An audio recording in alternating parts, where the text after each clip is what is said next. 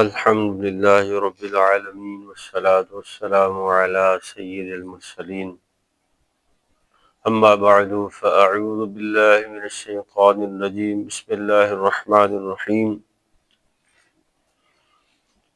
حضرت سیدنا ابو بکر صدیق رضی اللہ تعالیٰ عنہ فرماتے ہیں کہ ایک بار رسول اللہ صلی اللہ علیہ وآلہ وسلم کی بارگاہ اقدس میں ایک صحابی بصورت سائل حاضر ہوئے اور عرض کی، یا رسول اللہ صلی اللہ علیہ وسلم، لوگوں میں سب سے زیادہ بھلا کون ہے؟ لوگوں میں سب سے زیادہ اچھا کون ہے؟